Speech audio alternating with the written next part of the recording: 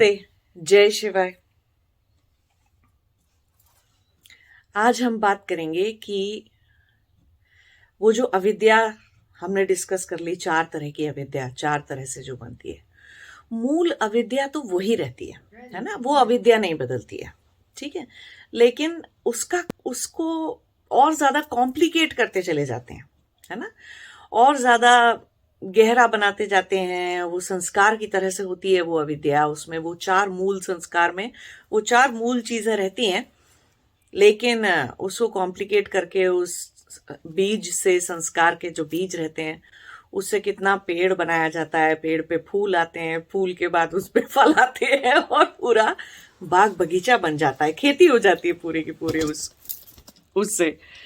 Sorry, गिर गया तो ऐसे करके उससे बहुत सारी चीजें होती हैं।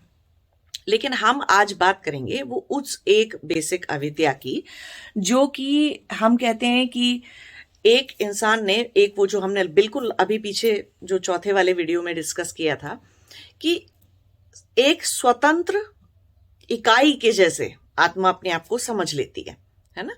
हम और दूसरे वर्ड्स में बोले तो एक सेल्फ आइडेंटिटी बना लेती है अपनी, एक अलग से सेपरेट सेल्फ आइडेंटिटी, है ना।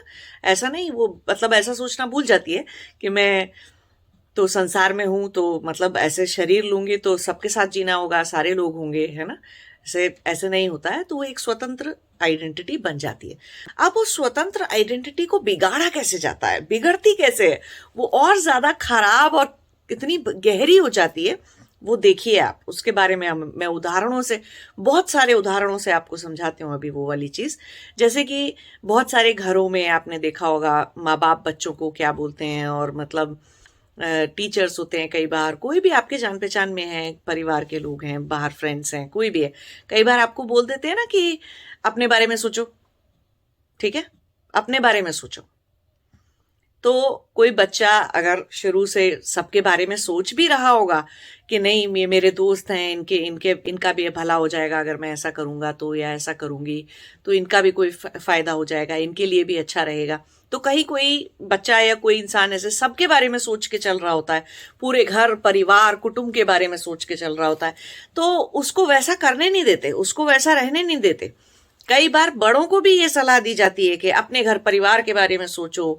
जब वो पूरे पूरे कम्युनिटी के बारे में, पूरे समाज के बारे में कोई चीज सोच रहा है, या 8-10 परिवारों के बारे में, कोई खानदान के बारे में कोई चीज कर रहा है, अच्छी चीज करना चाह रहा है या सोच रहा है, लेकिन उसको भी क्या सलाह दी जाती है, अपने बारे में सोचो, अपना करो। तो ये इससे क्या हो जाता है, अब हम बोलते हैं, अब वहां पर स्वार्थी शब्द आ जाता है ना, कि आपने पहले तो एक अलग स्व बनाया था। जब हम स्वार्थी शब्द अपने आप में बुरा नहीं है, लेकिन स्व क्या है, उस बात पे स्वार्थी शब्द का अर्थ जो है वो बदल जाता है। अगर हम बोलेंगे कि स्व आत्मा है, आप आत्मा की तरह से अपने आप को देख रहे हो, और स्व जो है वो आत्मा है, तब तो स्वार्थी अर्थ का मीनिंग बिल्कुल ठीक है, ठीक है। स्वार्थी शब्द का अर्थ जो है वो बिल्कुल ठीक है, फिर उसमें कोई गड़बड़ नहीं है। लेकिन अगर आपका स्व वो सेपरेट सेल्फ है, वो सेपरेट आइडेंटिटी है ना, तब आपका स्व गलत हो गया, क्योंकि अब आप अपने आत्मा के हित की भी बात नहीं सोच रहे हो। आपने वो जो एक अलग से सेपरेट सा एक फेक आइडेंटिटी क्रिएट कर ली अपने आप में, आप उसकी बात कर रहे हो, है ना। और फिर वहां से वो, अब हम इस बात को कैसे समझ सकते हैं कि अस्मिता का बीज है ये, बिल्कुल शुद्ध स्वरूप में अस्मिता जब है, तो वो क्या है कि बस आत्मा, मैं हूं। लेकिन ये शुद्ध स्वरूप है अस्मिता का, लेकिन अभी किसी ने उसको इतना अलग कर दिया, तो अभी हम इसको अस्मिता की तरह से नहीं समझेंगे, ठीक है। हम उसको एक सेपरेट इंडिविजुअल, सेपरेट आइडेंटिटी, ऐसे बस उतने ही दायरे में हम अविद्या को देखेंगे। तो अब ऐसे किसी को समझा दिया कि अपने बारे में सोचो, अपना सोचो, तो देखो कितने स्वार्थी हो जाते हैं। फिर जो और बहुत सारी, अब इस एक बात से कि तुम अपने बारे में सोचो, तुम अपने बारे में करो, देखिए इस बात से कितना गहरा इस बात का असर होता है, कितना गहरा प्रभाव पड़ता है किसी इंसान के, मनुष्य के जीवन के ऊपर। कि अब कोई भी कुछ भी करने जाता है या कुछ भी बात होती है, तो वो ना छोटी छोटी छोटी छोटी चतुराई करना, छोटी छोटी चालाकियां सीख जाना, कि ये छुपा दिया, ये झूठ बोल दिया, वो झूठ बोल दिया, क्या कर रहा हूं मैं, कोई पूछे क्या कर रहे हो, ये इतना झूठ क्यों बोल रहे हो, या ऐसे छोटी छोटी बात में क्यों, मैं अपने परिवार का भला कर रहा हूं, अपना भला कर रहा हूं। समाज का नाश हो जाए, कर्मों का नाश हो जाए, खुद के ही कर्मों का नाश हो जाए, उससे कोई मतलब नहीं है। खुद के अस्तित्व का विनाश हो जाए, उससे भी कोई मतलब नहीं है ना। क्या क्या चीज समझ में आ गई कि वो जो एक सेपरेट सेल्फ आइडेंटिटी बनाई थी, उसका भला कर रहे हो। आत्मा का भला हो रहा है? नहीं, आत्मा का नुकसान होगा, क्योंकि वो तो सेपरेट आइडेंटिटी, सेपरेट सेल्फ जो एक बना लिया था, स्वतंत्र इकाई के जैसे जो सोआ उठ के खड़ा हो गया था, मैं जो एक अंदर बहुत गहरे रूप में बन गया था, तो बस सब कुछ मैं और मेरा, आई मी माइन, उतना ही करते जाएंगे आप, है ना। फिर उसके लिए झूठ बोलना पड़े, चालाकियां करनी पड़े, बहुत सारी क्लेवरनेस दिखानी पड़े। और ऐसे लोग अपने आप को बहुत बोलते हैं कि मैं तो स्ट्रीट स्मार्ट हूं, मैं जो है क्लेवर हूं, और बहुत सारे हिंदी में बोल देते हैं बहुत सयाना है कोई इंसान, है ना, कि कुछ भी कर लेता है सो गलत। तो वो सब चीजें आत्मा के लिए सही है कि नहीं है, वो सोचने वाली बात है।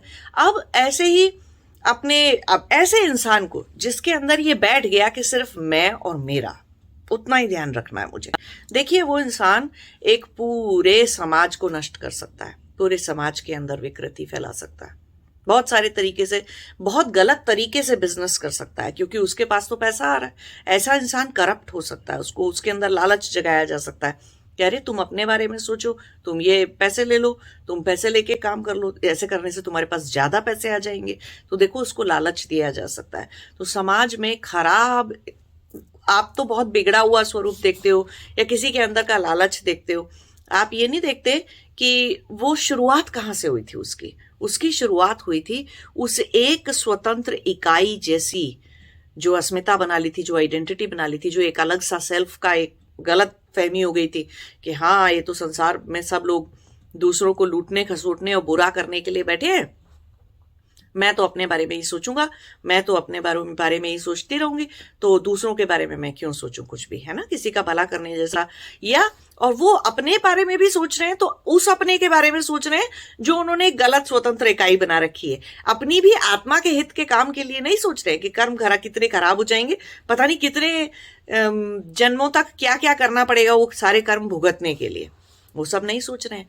तो बस अपना सोचो, अपना सोचो, फिर चाहे चालाकी करनी पड़े, कोई गलत काम करने पड़े, करप्शन करना पड़े, ऐसे लोग अपने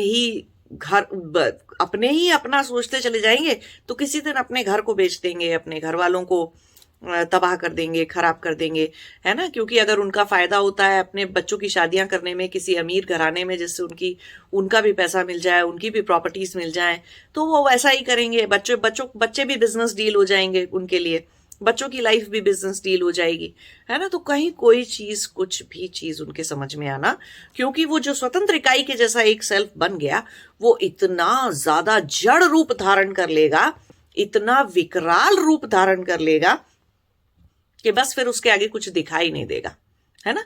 तो कितने सारे लोगों को बाहर के देशों से भड़काया जाता है कि बाहर की देशों की सभ्यता की तरफ बहुत सारे बच्चे, बहुत सारे लोग बड़े प्रभावित रहते हैं, बिना ये जाने कि अंत में उन बाहर के लोगों का, पाश्चात्य देशों का, वेस्टर्न कंट्रीज के लोगों का जीवन कैसा होता है,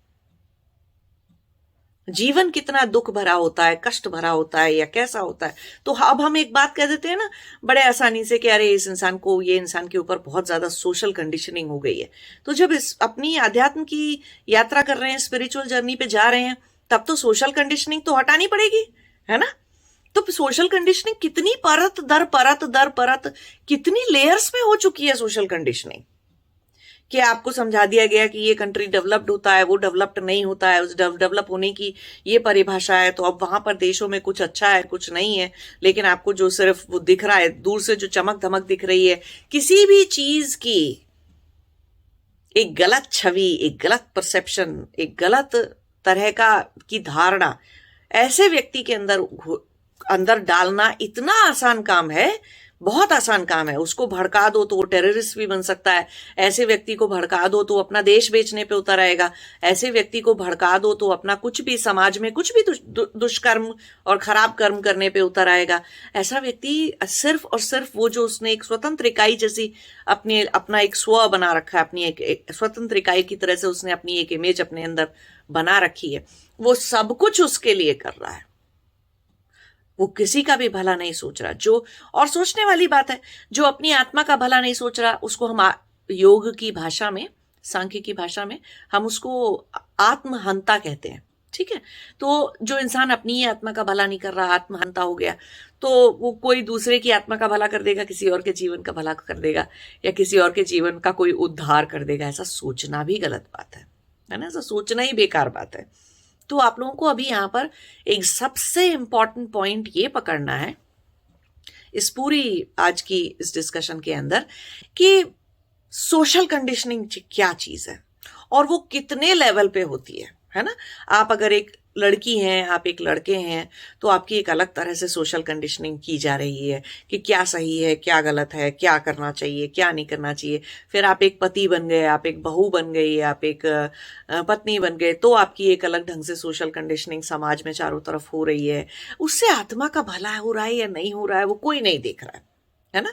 वो जो सबके अंदर का, दूसरे के अंदर का जो एक इस तरह का जो एक फेक आइडेंटिटी स्व की बनी हुई है, आई मी माइन टाइप की एक चीज बनी हुई है, वो दूसरे के भी तो उसी स्वतंत्र आइडेंटिटी के साथ बात कर रही है और उसी के साथ डील कर रही है। रिश्ते किस में बनते हैं? आप लोग बहुत ज्यादा जानना चाहते हैं। अभी एक वीडियो बहुत सारे लोगों ने एक ही जैसा क्वेश्चन पूछ डाला लगभग, कि रिश्ते रिश्ते बनाने का क्या मतलब है। तो देखिए, रिश्ता हो किस में रहा है? एक आत्मा का दूसरी आत्मा से रिश्ता हो रहा है? नहीं। किसका रिश्ता हो रहा है? वो जो अपने अंदर की एक स्वतंत्र इकाई जैसी आइडेंटिटी बना रखी है, उसका रिश्ता हो रहा है दूसरे के अंदर की स्वतंत्र इकाई जैसी आइडेंटिटी के, है ना। आजकल के ये ऐसे सो कॉल्ड रिश्तों की मैं बात कर रही हूँ, ऐसे बहुत सारे लवर्स हो गए और ये हो गए और वो हो गए, उन सब की बात कर रही हूँ, है ना। तो वो जो एक जीवात्मा, आत्मा के साथ जो जीव जोड़ लिया, वो जीव का दूसरे जीव से रिश्ता हो रहा है ना। तो दूसरा एक जीव दूसरे के जीव का ही ध्यान रख सकता है। एक जब जो खुद आदमी अपनी आत्मा का ध्यान नहीं रख रहा, दूसरे की आत्मा का कैसे ध्यान रखेगा, है ना।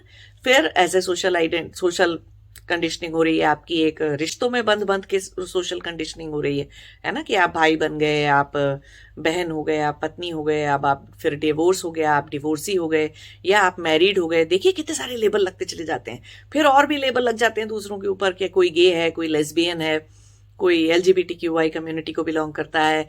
फिर और भी लेबल लग जाते हैं कि आदमी काला है, ये गोरा है, और भी फिर बहुत सारी सोशल कंडीशनिंग हो जाती है कि ये इंडियन है और ये अमेरिकन है और ये जापानीज है। फिर और भी सोशल कंडीशनिंग हो जाती है इंडिया के अंदर भी, ये नॉर्थ इंडियन है, ये साउथ इंडियन है, ये वेस्ट इंडियन है, ये ईस्ट इंडियन है, और ये इंडिया में इंडिजीनियस ट्राइबल है, ये ऐसा है, ये वैसा। कितनी सारे लेबल है।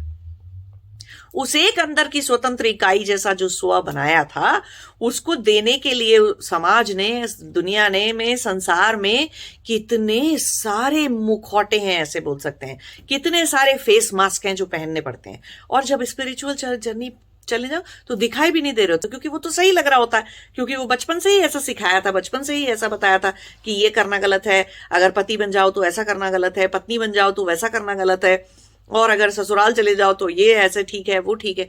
कुछ कंटेक्स्ट में ऐसे नहीं कि सारी बातें ही गलत हो जाती हैं, है ना। लेकिन सोशल कंडीशनिंग वाली बातों की मैं बात कर रही हूँ, जो कि सत्य नहीं है। हाँ ठीक है, एक परिवार में एक जगह पे वो चीज सत्य है, दूसरे परिवेश में, दूसरे धर्म में, दूसरे परिवार में वो चीज ठीक नहीं है। एक समय में, एक काल में कोई चीज ठीक है, दूसरे समय में, दूसरे काल में वो चीज ठीक नहीं है। तो अब इससे एक और भी बहुत समझने वाली बात है कि आप में से बहुत सारे लोग अभी यंग हैं और वो नहीं समझते हैं कि हमारे देश को तोड़ने के लिए कितने सारे, हमारे देश को भी नहीं, हमारी सभ्यता को, हमारे कल्चर को, और अच्छे हमारे जो ज्ञान है उसको तोड़ने के लिए कितना सारा भ्रांति ज्ञान फैलाया जाता है ना। जैसे कि एक टाइम आया था जब बहुत सारा भ्रांति ज्ञान फैल गया, कैसे न्यूक्लियर फैमिलीज अच्छी होती हैं, और एक बच्चा और बस पति पत्नी उनको ही रहना चाहिए, माँ बाप को साथ में नहीं रखना चाहिए। तो देखिए कितना सारा जॉइंट फैमिली सिस्टम टूट गया। और आज अगर आप दुनिया की सबसे बड़ी बीमारी देखोगे तो क्या है? दुनिया की सबसे बड़ी बीमारी, सारा डाटा उठा के देखो, WHO का और स्टैटिस्टिक्स उठा के देखो, तो सबसे बड़ी बीमारी क्या है? डिप्रेशन, है ना। डिप्रेशन क्यों हो रहा है लोगों को? एंजाइटी, डिप्रेशन क्यों हो रहा है लोगों को? क्योंकि बड़ों के साथ नहीं रहते, जॉइंट फैमिली का सिस्टम नहीं है, प्लस कम्युनिटी नहीं समझते। एक चले जाओ बाहर के देशों में तो आप देखोगे कि किसी को सालों तक, 20 साल से कोई रह रहा है, और 20 साल से दो लोग आपस में आजू बाजू घर में रह रहे हैं, उनको ये भी नहीं पता कि उनके पड़ोस में कोई कौन रहता है, नाम क्या है उसका, कहां से आया है, कैसा है, कौन इंसान है, वो कुछ नहीं पता होता अपने पड़ोसी के बारे में। बहुत अच्छी बात है क्या ये? नहीं है।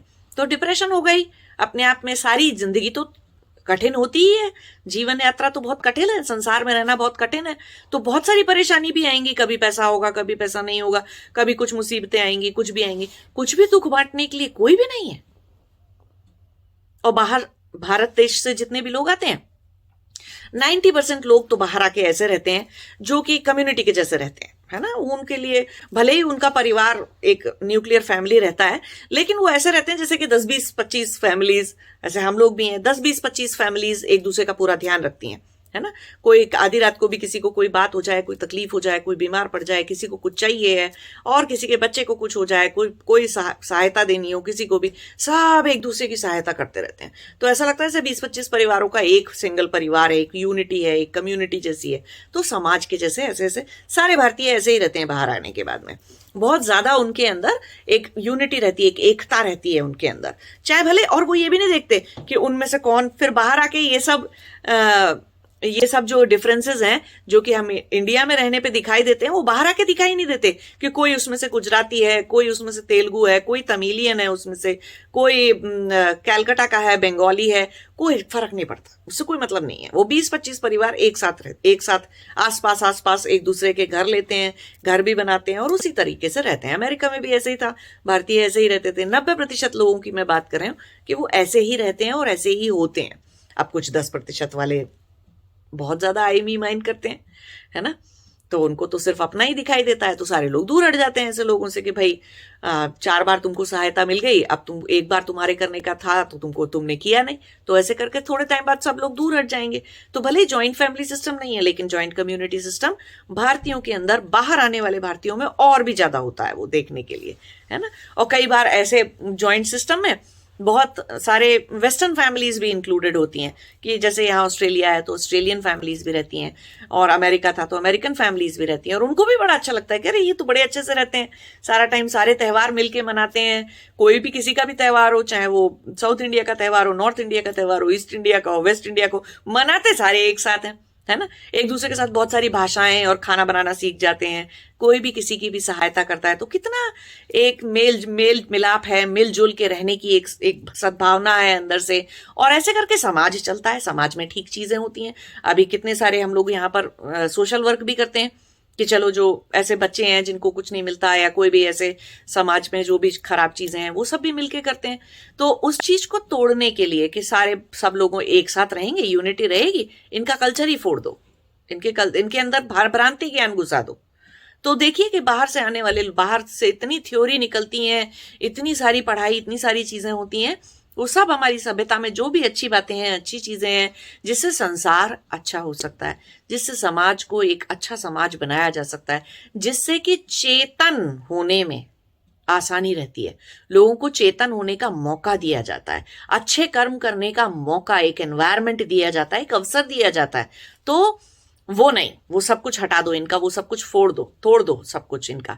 तो उसके लिए कितनी सारी थ्योरी बनाई जाती है, कितना सारा भ्रांति ज्ञान फैलाया जाता है ना। तो आप लोगों को देखना चाहिए, समझना चाहिए। एक राजीव मल्होत्रा जी हैं, आप लोग उनके वीडियोस देखा करो, उनकी किताबें पढ़ा करो, ठीक है। और राजीव मल्होत्रा ऑफिशियल करके उनका चैनल है, मैं उनकी सारी किताबें मंगाती हूँ और उनकी सारी किताबें पढ़ने की कोशिश करती हूँ। और वो भारतीयों के लिए ही लिखी है उन्होंने, है ना। अब भारतीय, वो सिर्फ उन भारतीयों के लिए नहीं जो भारत में रहते हैं, ये उन भारतीयों के लिए भी हैं जो भारत के बाहर रहते हैं, सभी भारतीयों के लिए हैं वो किताबें। वो सबको पढ़ना चाहिए। उससे सोशल कंडीशनिंग को कैसे बनाया जाता है, तो काटेंगे कैसे, अब ऐसी सोशल कंडीशनिंग बन गई तो सारे झूठ का पर्दाफाश, है ना।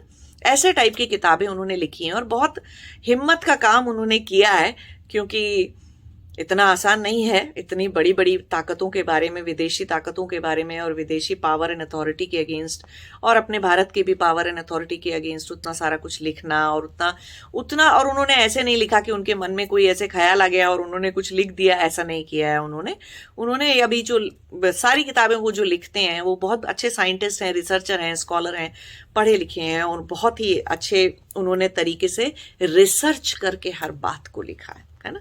तो वो सारी बातों में बहुत सारे फैक्ट्स हैं। तो ऐसा नहीं कि कोई आपको अपना ओपिनियन दे रहा है, ओपिनियन नहीं दे रहा है, वो फैक्ट्स एंड थ्योरी है ना। तो वो फैक्ट्स के साथ कोई चीज लिखी जाती है, तो वो रिसेंट टाइम में अगर देखा जाए तो वो बहुत अच्छी किताबें उन्होंने लिखी हैं। उनकी अभी जो लेटेस्ट किताब है स्नेक्स इन द गंगा, वो बहुत ही इंपॉर्टेंट किताब है पढ़ने के लिए, समझने के लिए। तो वो सभी को, आप सारे यंगस्टरों को जो स्पिरिचुअल जर्नी पे जा रहे हैं, कभी ना कभी तो सोशल कंडीशनिंग हटाएंगे, नहीं हटाएंगे, नहीं समझेंगे तो हटाने लायक नहीं रहेंगे, है ना। और तो हर चीज तो कोई गुरु नहीं बता सकता है। तो कहीं पर भी अगर ऐसी किताब आपको पढ़ने को मिलती है, उनकी जितनी भी किताबें हैं, आप वो मटेरियल को, वो किताबें मंगाकर पढ़ सकते हैं अपने आप। वो एक बहुत जरूरी बात है, बहुत सही चीज है वो समझने के लिए कि अध्यात्म के रास्ते पे तो चल रहे हैं, ये नहीं पता है कि सोशल कंडीशनिंग कितने लेयर्स में, कितने हद तक पहुंच चुकी है आपके अंदर, और आपको उसका आइडिया भी नहीं है। वो पढ़ने से आपको पता चलेगा कि वो जो स्व करके जो एक स्वतंत्र इकाई जैसी आइडेंटिटी आपने बना तो ली थी, उसके ऊपर और कितनी आइडेंटिटी के कपड़े पहन लिए हैं उस आइडेंटिटी ने। वो उतारने जाएंगे तो कितना आंसू आएंगे, कितना दुख आएगा पहले तो, है ना, कि हम अपने आप को क्या समझते थे और हम दुनिया को क्या समझते थे। संसार जैसा दिखता है वैसा है ही नहीं, हर वो इंसान जैसा दिखता है वैसा है नहीं, है ना। तो इसे समझने के लिए वो पढ़िए, आप किताबें जरूर पढ़िए उन किताबों को। प्लस सोचिए बैठकर कि स्व की इकाई को, वो जो स्व हम बनाते हैं, उसमें उसका हित करने चले हैं कर्मों के द्वारा, या आत्मा का हित करने चले। कर्म कैसे होने चाहिए, उस फेक आइडेंटिटी के फायदे के लिए कर्म करने चाहिए, या आत्मा के सच में हित के लिए कर्म करने चाहिए। तो एनालिसिस करिए अपना बैठ के कि क्या सोशल कंडीशनिंग कितनी हुई है, कितने तरह की हुई है। वो किताबें पढ़िए सारी, राजीव मल्होत्रा जी की जो किताबें हैं वो सारी किताबें पढ़िए, वो आपको हेल्प करेंगी अपने ऊपर से, वो सारे आत्मा के ऊपर जितने फालतू कवर चढ़ा रखे हैं, जितना ढक रखा है आत्मा को, वो परतें हटाने में उससे हेल्प मिलती है। ठीक है, तो देखिए, एनालिसिस करिए और बताइए कमेंट करके कि किस किस के ऊपर क्या क्या रंग चढ़ा, किस किस के ऊपर कौन कौन सी लेयर चढ़ी हुई है, और क्या क्या ख्याल, क्या क्या चीजें कैसे हैं। ठीक है, नमस्ते, जय शिवा।